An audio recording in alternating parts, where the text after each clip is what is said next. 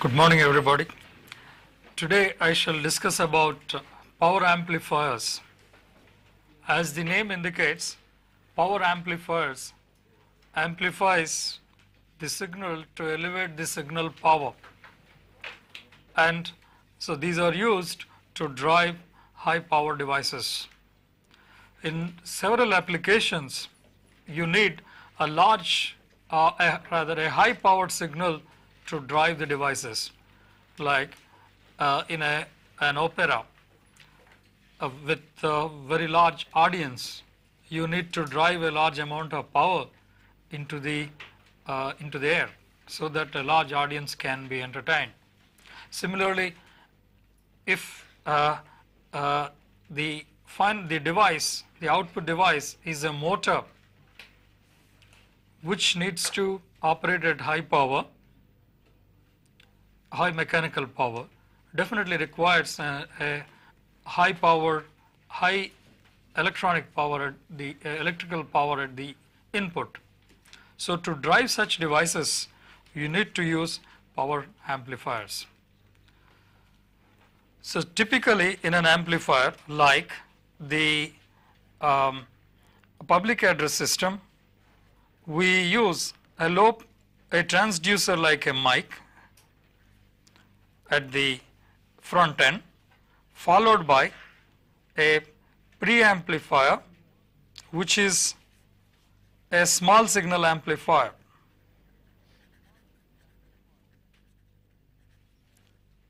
Then the signal is sufficiently amplified, maybe with 2 or 3 such small signal amplifier stages, and finally we use a power amplifier to amplify the output, to amplify the power. And then through a matching network, or without that, so we drive the loudspeaker. So in high power applications, typically the last stage is a power amplifier, because the microphone signal or microphone pickup is very small, which is of the order of millivolts, and the voltage level is raised using a small signal voltage amplifier, and further amplification is done, and finally a power amplifier is used to cause both voltage as well as current amplification, and then finally a high power device is driven from the power amplifier's output. So please note that all the input amplifier or the front end amplifiers are all small signal amplifiers typically, and the last stage is a high power amplifier. So we discussed in detail about how to bias transistors and how to do the small signal analysis for which is applicable for small signals. Now let us discuss about power amplifiers, their classes, and how they are analyzed.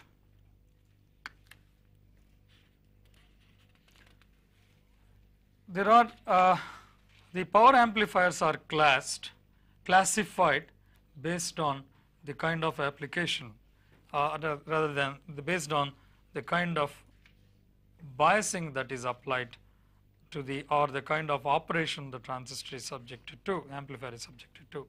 So the classification is as follows.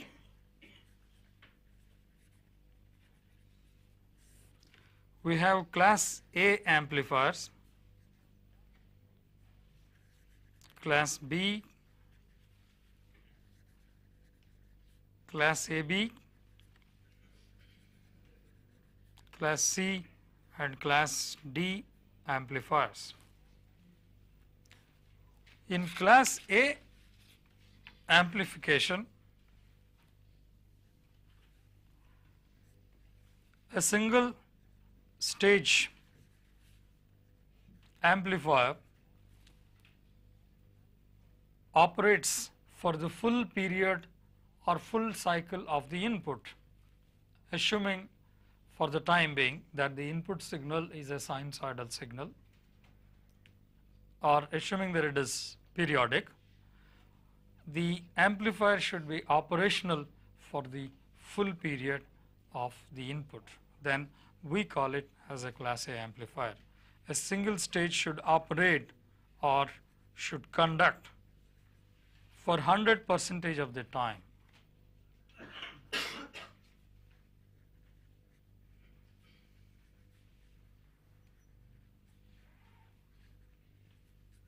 Are called class A amplifiers.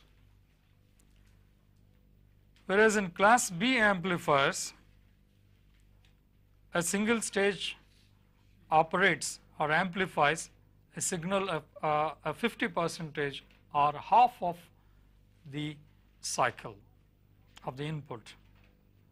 So it operates for 50% of the time, or it amplifies only half of the cycle, in which case naturally you need another stage to amplify the other half of the input cycle, and then both should be added for you to get an amplified output. So class B operation, in class B operation, a single stage amplifier amplifies the signal for 50% of the time. Whereas in class AB operation, it is more than 50% of the time and less than 100% of the time.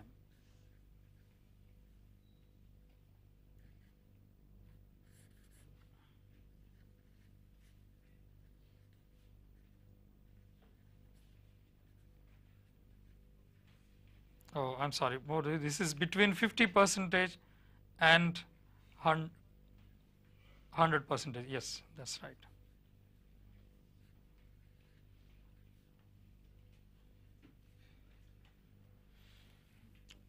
So it should be, an amplifier should be active for more than 50% of the time. That means up to from 50% to full cycle of a waveform is amplified by a single stage. Well, remaining half or remaining part has to be amplified by another amplifier. That means a particular class AB amplifier may be using two amplifiers, and for some portion only one stage, amplifier stage, may be active, and for some other portion the other stage may be active, and there is for some time for which both will be active. That's how each stage operates in AB. So it is less than 50%, it conducts for more than 50% of the time, or it amplifies for more than 50% of the time. In class C operation, so less than half a cycle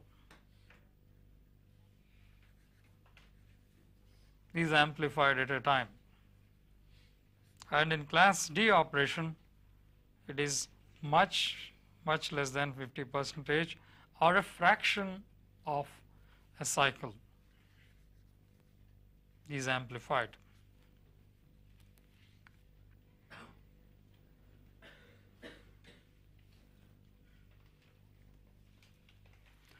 So most of the amplifiers therefore are either class A or class B or class AB type.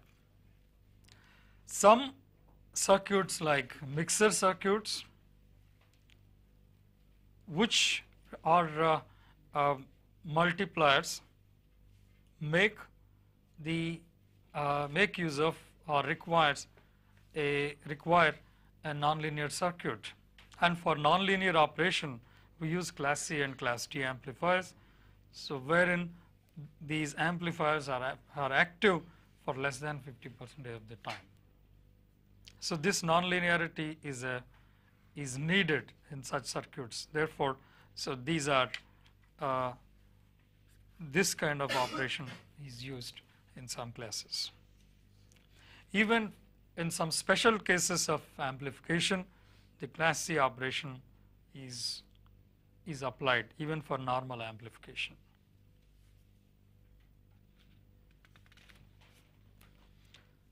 So now let us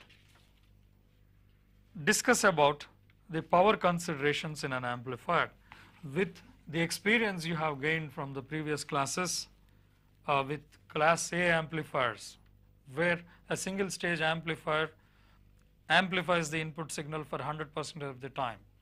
The input signal is small and nowhere the transistor of the amplifier goes out of the active region. It remains in the active region for the entire part of the signal cycle, and it amplifies the signal.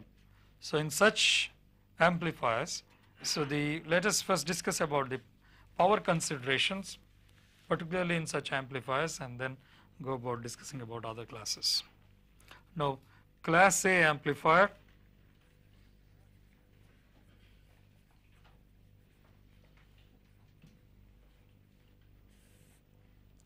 there are different circuits possible, like fixed biasing, cell biasing circuit, and collector to base biasing, etc. I am giving an example where I am using a fixed bias circuit. Analysis is very simple, it is known to you.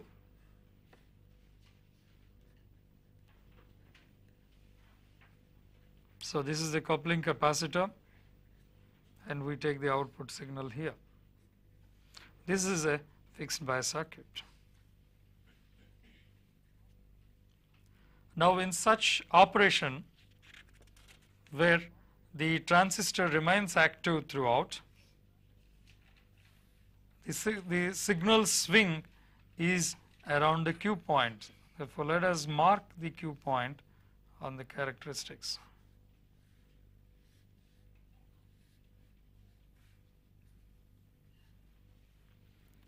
So this is VCE versus IC,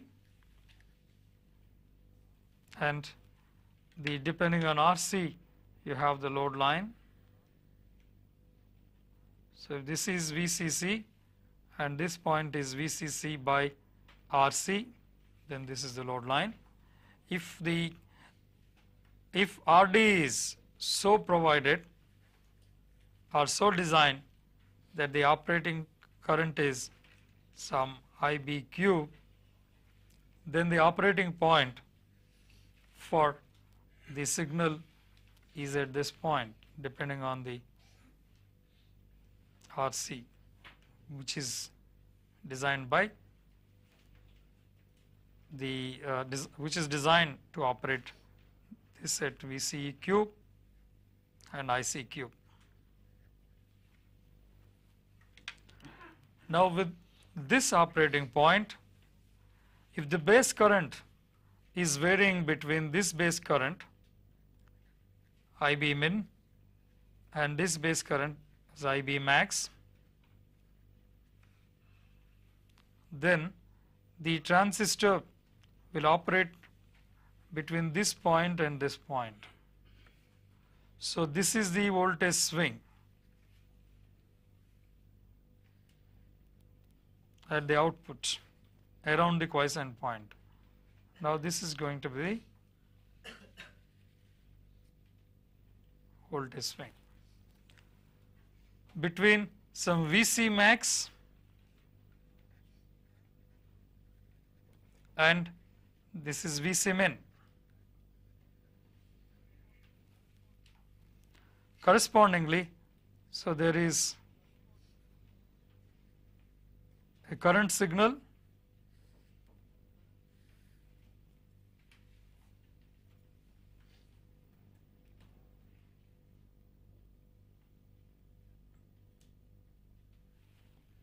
between this point and this point. So you have IC max and IC min. So the transistor operates, when the signal is a large signal, the transistor operates between some VC max and VC min and some IC max and IC min. Therefore, the power, output power that is delivered to RC is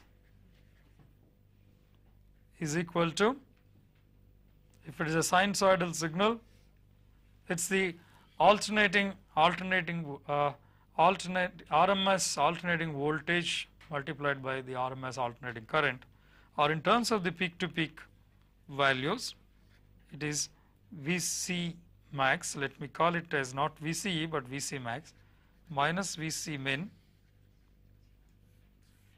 so multiplied by Ic max minus Ic min divided by, this is peak to peak, this is peak to peak value. Peak value is equal to half of this, and the peak value of current is half of this. If the peak value of current and peak value of voltage are given, you can get the power as half of the product of these peak values. Hence, this is equal to this whole thing divided by 8. So, because the peak value of the voltage signal is Vc max minus Vc min by 2, the peak value of the current is Ic max minus Ic min by 2, and half of the product of the peak values gives you the power, because the RMS value is Vc max minus Vc min by 2 root 2. Similarly, the RMS values of the value of the current is Ic max Ic min by 2 root 2. So, hence the power is equal to, so this much.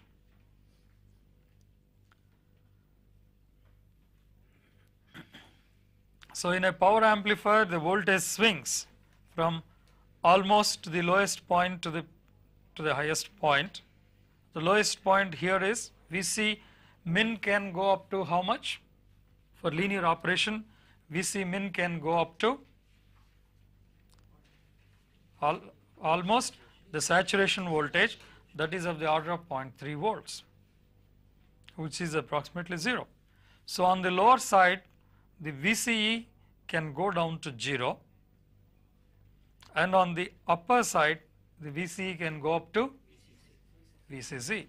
If it tries to goes beyond Vcc, it gets clipped to Vcc, the transistor goes off and it gets clipped at Vcc, and if it tries to go below Vc saturation, it gets clipped at the lower end and the distortion sets in.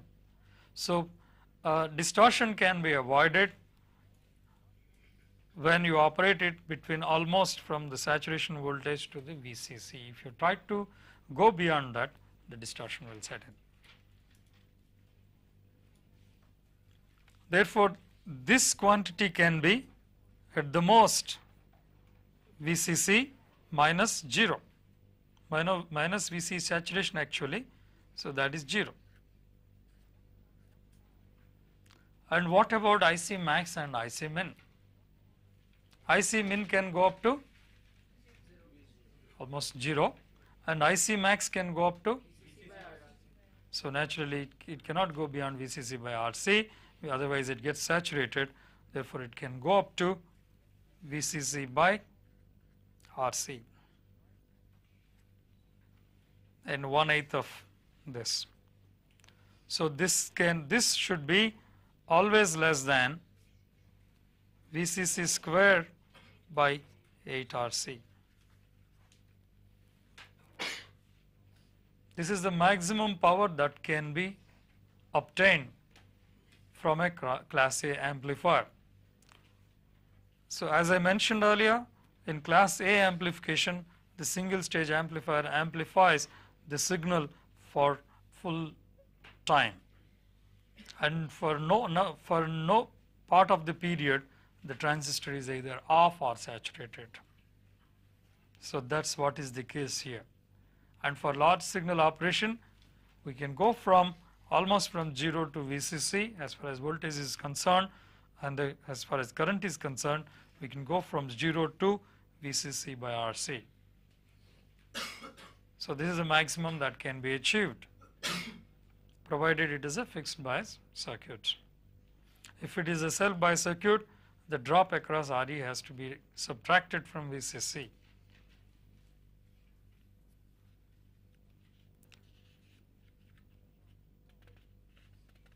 Now, so let me discuss more about the power consumption So please note that the power consumption or the power delivered, not power consumption, rather power output is equal to Vrms multiplied by Irms. So the same thing is equal to V peak into I peak, so divided by 2 if it is a sinusoidal signal. Vrms into Irms is applicable for any signal, it is applicable even for speech signals. But in the case of sinusoidal signals, in terms of the peak voltage and currents, it is equal to this much. And in terms of peak to peak values, V peak is V peak to peak divided by 2, and similarly IP, therefore this is equal to V peak to peak into I peak to peak divided by 8.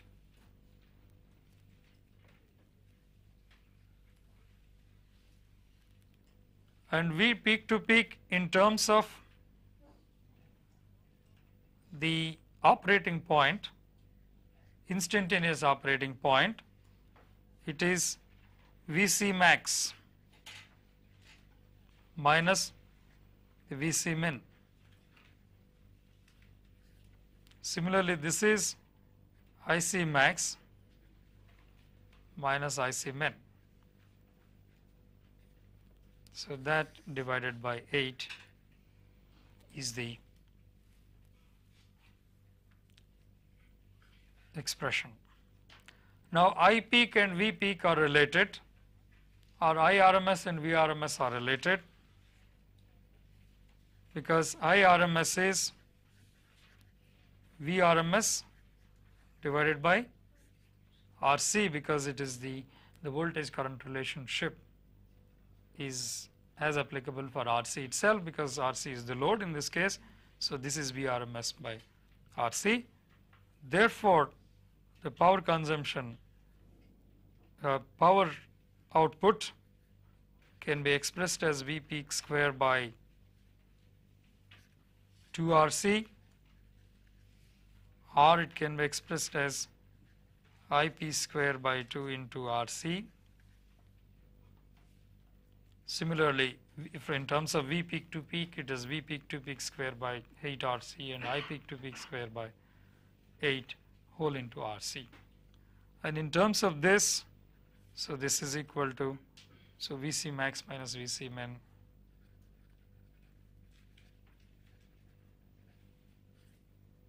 whole square by 8 into Rc.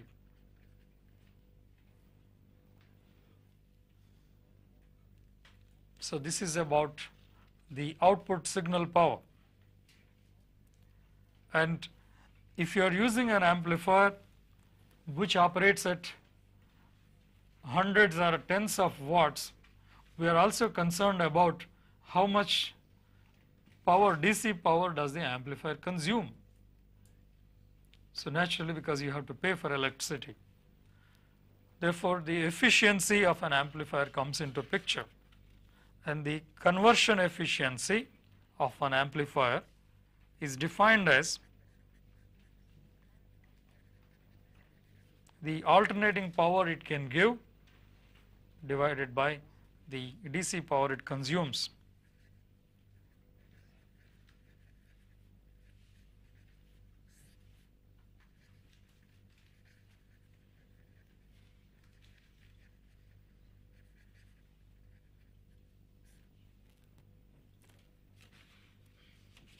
As you know, in a typical amplifier,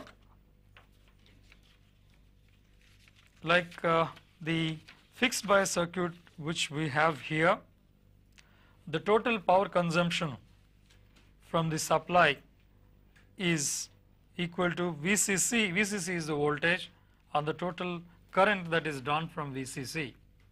So the product of these two gives us the power, and VCC is the voltage anyway, it's known. How much is the current that flows out of VCC? The current that flows out of VCC is equal to IC cube. That is the DC current that flows. And VCC is a fixed voltage.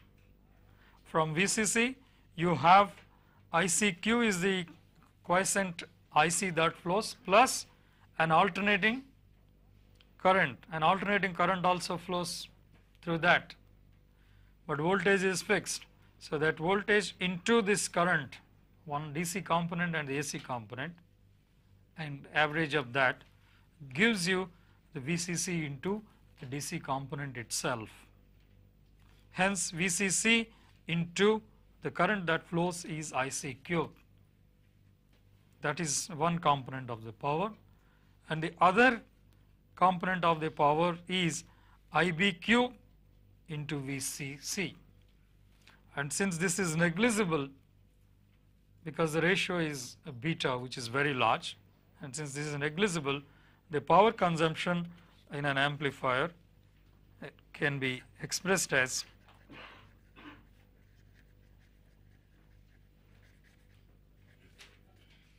the supply voltage VCC multiplied by the quiescent collector current. Please note that the alternating component of the current that flows through the device or that flows through the supply, so does not contribute for any power, okay, any power as far as source supply is concerned. So, therefore, the power consumption is equal to VCC into IC cube. And for class A operation, coming back to class A operation, please note that from this the maximum to minimum collector currents can go from 0 to this side, it's from 0 to VCC by RC. And where is IC cube, the quiescent point? The quiescent point then has to be in between these two values. So, then only the positive swing and the negative swing can be equal. The signal swing is around IC cube, and on the lower side it can go up to 0, and on the upper side it can go up to VCC by RC.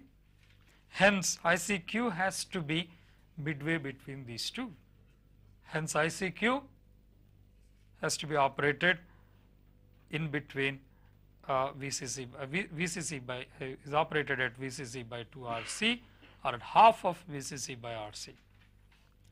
And in that case, naturally the VCE is also half of VCC, because the lower half cycle can go up to 0 volts and the upper half cycle can go up to VCC. Therefore, VCEQ has to be operated at VCC by 2. So, for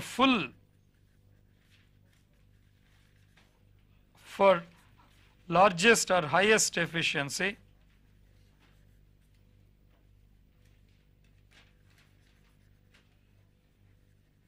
you have to operate the transistor at half of VCC and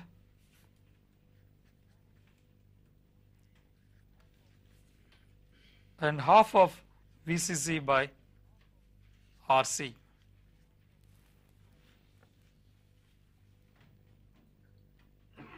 In which case, if this is so, the DC power consumption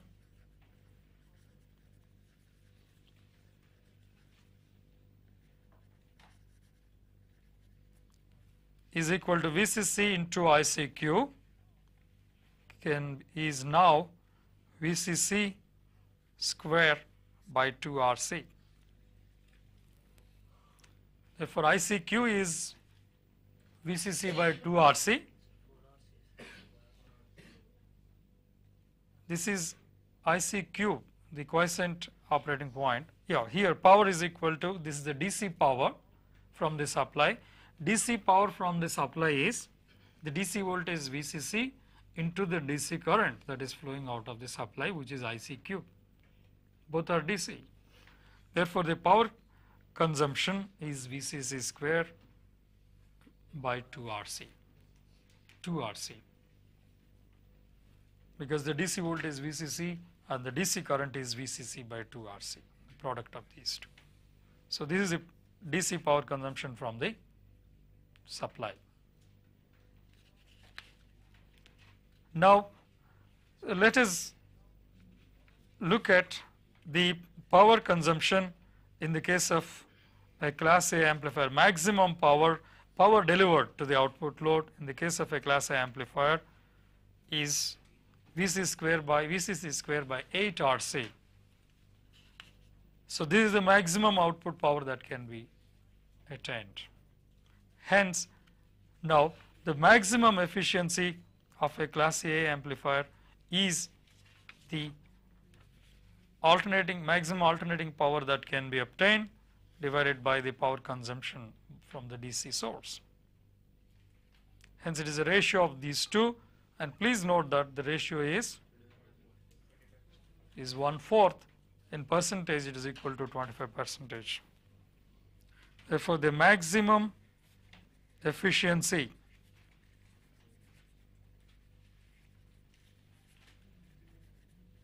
of a class A amplifier is equal to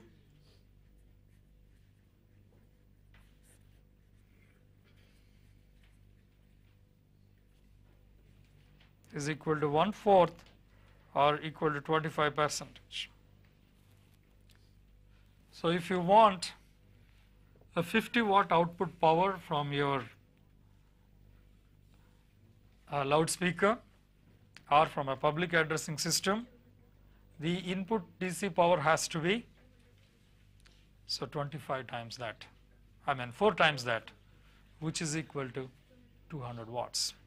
If the power amplifier happens to be a class A amplifier.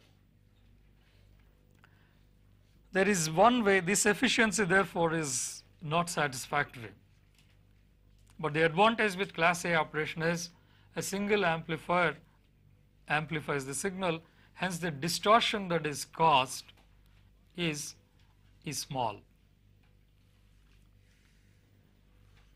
I will discuss about distortion a little later. And now the question is, how do you improve the efficiency of a class A amplifier? So, efficiency can be improved by using transformer loading.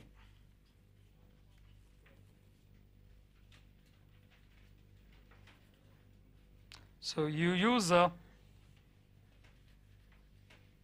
transformer based load or drive the load through a transformer.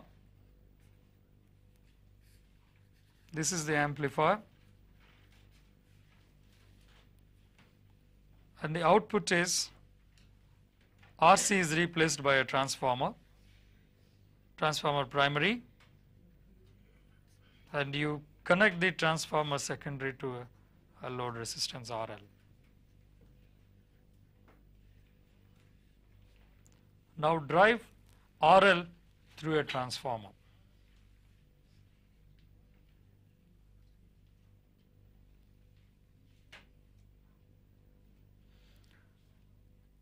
If the transformer turns ratio is N1 is to N2, that means on the primary side the number of turns are N1 and on the secondary side the number of turns are N2.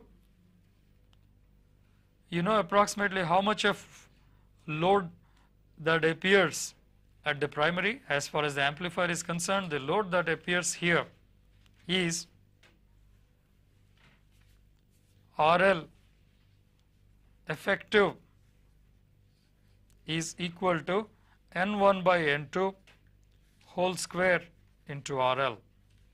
If the turns ratio is 10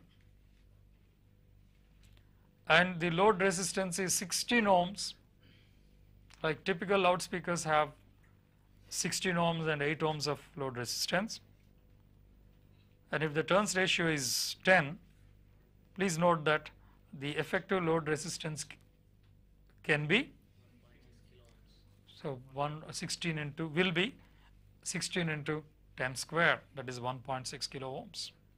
So using a transformer, you can drive a 16 ohms load, small loads, through using an amplifier with high output impedance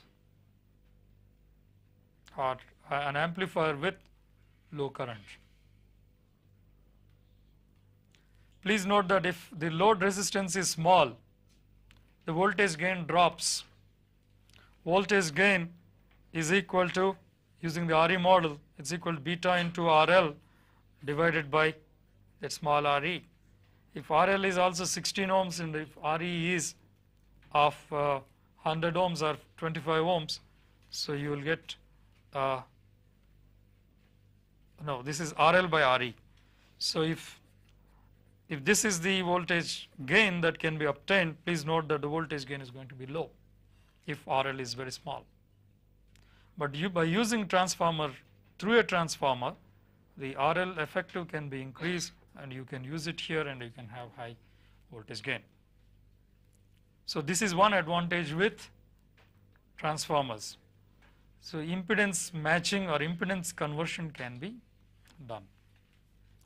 So effectively, the voltage on the primary side, if the voltage on the primary side is V1 and the voltage on the secondary side is V2, what would be the ratio between V1 and V2?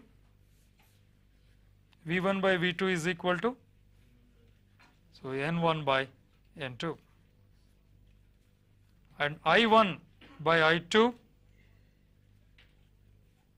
is equal to N2 by N1. Therefore, R1 by R2 is equal to N1 by N2 whole square. So that's what you can achieve by using a transformer. Now, when you use a transformer and assuming that the transformer is ideal, what is the VCEQ? So VCEQ in this case is, for the DC current, what is the drop in a transformer load? Here it is equal to 0. If it is an ideal primary, ideal transformer, and with very low resistance, the DC current causes negligible amount of DC voltage drop. Therefore, VCEQ is equal to VCC itself. VCEQ is VCC itself. And ICQ is the IC where you operate it. If you operate it at, say, 20 milliamperes through IB, it will operate at that particular current. There is no limit as far as the largest IC is concerned, except for, but because of the transformer here, and when you pass an alternating signal to the transformer, the voltage can be, so any voltage, it can go to a positive, it can have a positive swing and it can have a negative swing. But the negative swing cannot go beyond VCC, because if it goes beyond VCC, the transistor goes into cutoff, the transistor is cut off.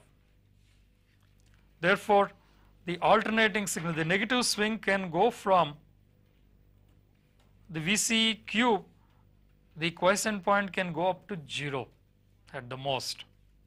Hence, the negative half cycle can be of magnitude equal to VCC. It cannot be more than that. If it is more than that, the transistor would be cut off. And on the positive cycle, half cycle, please note that the transformer voltage can be another plus VCC, and the output can go up to, the instantaneous quiescent point can go up to 2 VCC also, because there is a DC supply VCC and the DC voltage at this point is VCC itself. Now, in addition, because of the alternating current, this voltage drop can be another VCC and the overall voltage can go up to 2 VCC also. Hence, when you use a transformer, the signal swing can be, the voltage swing can be 0 to 2 VCC. Please note that the quiescent point is at VCC itself.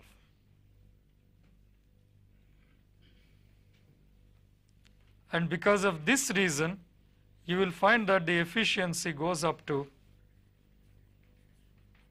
50%.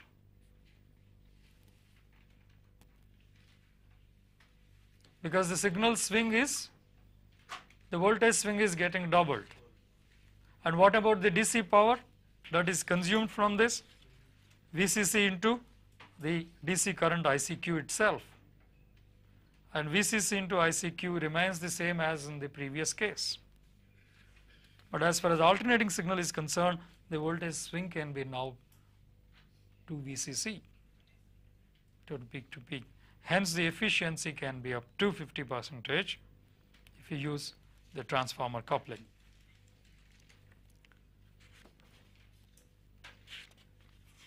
So, this is what I wanted to discuss about the class A operation. And so, let me mention that there is for when you operate an amplifier over a large range, you have distortion coming into picture. Why do distortion come into picture? Because the device characteristics are nonlinear, and when you operate the input junction over around the quiescent values with small voltages and the resulting small currents are related by almost linear characteristics. Now, when the signal swing is large,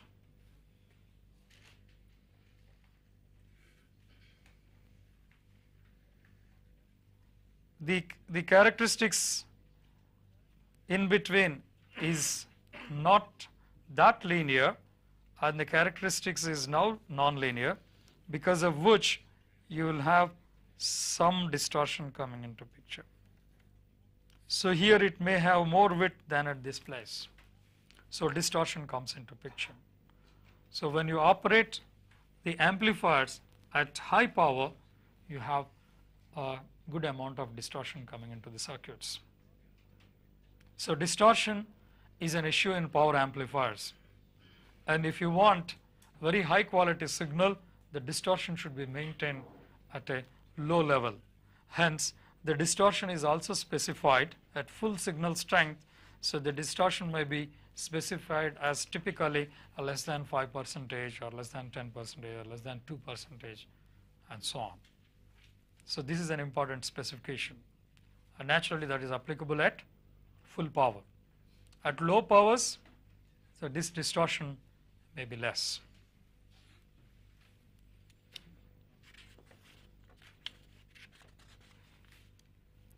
And we shall stop this discussion here and continue in the next class.